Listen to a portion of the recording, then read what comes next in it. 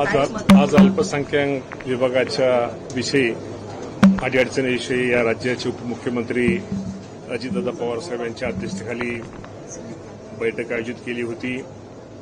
या बैठकीसाठी हसन मुश्रीफ साहेब, सना मलिक, नवाबभाई मलिक हे सगळेच जण उपस्थित होते। विशेषतः मौलाना आझाद अल्पसंख्याक आर्थिक विकास महामंडळाचे अध्यक्ष आणि उपाध्यक्ष तेही उपस्थित होते। आणि आपल्या सगळ्याला माहिती आहे की मौलाना आझाद अल्पसंख्याक आर्थिक विकास महामंडळामध्ये अनेक प्रश्न आहेत, अनेक अडचणीत त्यांचे जे कर्ज वाटप आहे, कर्ज वसुली त्या बाबतीमध्ये जे अडचणी होत्या त्या बाबतीमध्ये निश्चित प्रकारे एक धोरण काढलं की ज्याप्रमाणे अण्णासाहेब पाटील विकास महामंडळाच्या माध्यमातून जसा कर्ज पुरवठा केला जातो त्या बाबतीमध्ये त्या धर्तीवरती आपल्याही महामंडळाकडून या बाबतीमध्ये काय करता येईल एक नवीन स्कीम आणण्याचा निर्णय आजच्या मीटिंगमध्ये अण्णासाहेब पाटील महामंडळाच्या धर्तीवरती घेतलेला आहे की जेणेकरून या राज्यातले जे या महामंडळामध्ये ज्यांना कर्ज किंवा ज्यांना काही गोष्टी ज्या हे हव्या त्यामध्ये त्यांना सुलभता यावी। त्यामुळं आज हा निर्णय ज्या राज्यातले जेवढे अल्पसंख्याक समाजाची मुले असतील ज्यांना नवीन उद्योग व्यवसाय सुरू करायचा आहे त्यांना निश्चित प्रकारे तो फायदा होईल।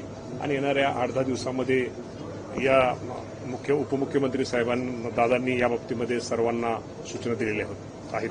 या खात्याअंतर्गत मोठ्या प्रमाणामध्ये घोटाळ्याचे चर्चेला आरोप होत आहेत। मुस्तफा अंदुले अध्यक्ष आहेत, मात्र जे सदस्य असणारे मंडळ आहेत त्यांच्यावर चुकीच्या पद्धतीने कर्ज वाटपाचे देखील आरोप नाही, या बाबतीमध्ये आपलं म्हणणं बरोबर आहे। या बाबतीमध्ये काय बहुतांशी तक्रारी काही अंश माझ्याकडे पण तक्रारी आलेल्या आहेत आणि या भविष्यामध्ये अशा तक्रारी येऊ नयेत किंवा जो काय बोगसपणा किंवा जो काही एजंटगिरी होती ती कुठेतरी कायमची दूर व्हावी आणि निश्चित प्रकारे अल्पसंख्याक मुलांना मुलींना त्यांना शिक्षणासाठी असेल व्यवसायासाठी असेल एक चांगल्या योग्य प्रकारे कर्ज मिळावे यासाठी अनेक दुरुस्ती करण्याचा निर्णय आजच्या मीटिंगमध्ये घेतलेला आहे। ऑडिट संदर्भामध्ये आजचा विषय ऑडिटचा विषय नव्हता, परंतु निश्चित प्रकारे ती प्रक्रिया राबवली जाईल।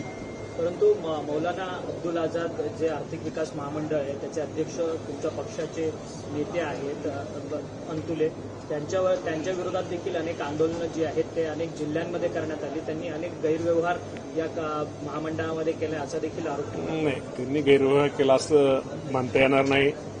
मुश्ताक अंतुले जे अध्यक्ष आहेत ते खूप एक चांगला अध्यक्ष या महामंडळाला मिळालेला आहे, परंतु निश्चित प्रकारे कर्ज वाटप करताना कुठं तर अनियमितता किंवा काही गोष्टी झाल्या असतील, पण त्या बाबतीतच खरं तर ह्या पुढे भविष्यामध्ये ह्या गोष्टी होऊ नयेत यासाठीच खरं तर आजची बैठक आम्ही आयोजित केली होती।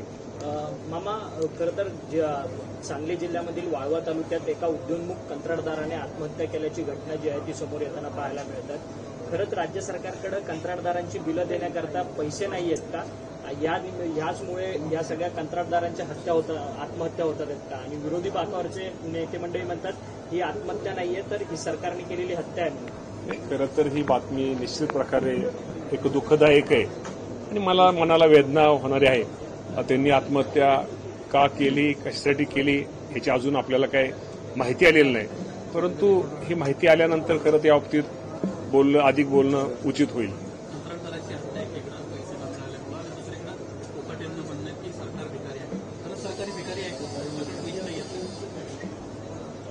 या बाबतीमध्ये खरं तर मी काय बोलावं जास्त, आपण जर हा प्रश्न थोडा वरिष्ठांना जर विचारला तर ठीक है।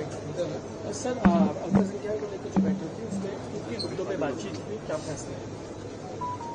नहीं, इसमें ये बातचीत हुई कि जो कर्ज हम देते हैं उसमें क्या क्या सुधारना करना चाहिए और वो अन्ना साहब पाटिल महामंडल में जो अभी जो उनकी स्कीम रहती है कर्ज वाटप की उसके साथ उसको कैसे उसके मैच किया जाए यही अभी आज निर्णय हुआ है और उसकी स्कीम एक 8-10 दिन में हम उधर कैबिनेट में लेके आएंगे।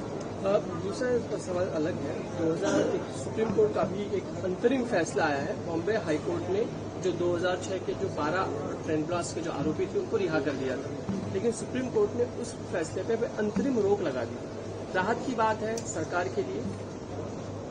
तो इसके मामले में तो मैं बोल नहीं सकता। इसको तो सरकार हमारे मुख्यमंत्री देवेंद्र फडणवीस साहब ही बोलेंगे। मामा, सूरज चव्हाण यांचं मारहाणीचं प्रकरण नुकतंच ताजं आहे. विजय घाडगे पाटील जे छावा संघटनेचे प्रदेशाध्यक्ष आहेत ते म्हणतात की सुनील तटकरे यांनी सांभाळलेले गुंड सूरज चव्हाण यांच्याकडनं मला प्राणघातक मारहाण करण्यात आली असा ते आरोप करतात आहेत. आता ते अजित पवारांच्या भेटीसाठी अँब्युलन्स घेऊन निघालेले. या बाबतीमध्ये आता मी पण तुमच्यासारखंच टीव्हीवर ह्याच्यावरती बातम्या ऐकतोय पाहतोय, तर मी काय माहिती घेतलेली नाही. पण नक्की या बाबतीमध्ये अधिकची माहिती घेतल्यानंतर त्या बाबतीमध्ये निश्चित प्रकारे मी आपल्याला काही गोष्टी सांगू शकतो. घाडगे पाटील म्हणतात की गुंड पोचले. आता या बाबतीमध्ये मी काहीच बोलू शकणार नाही. ठीक आहे.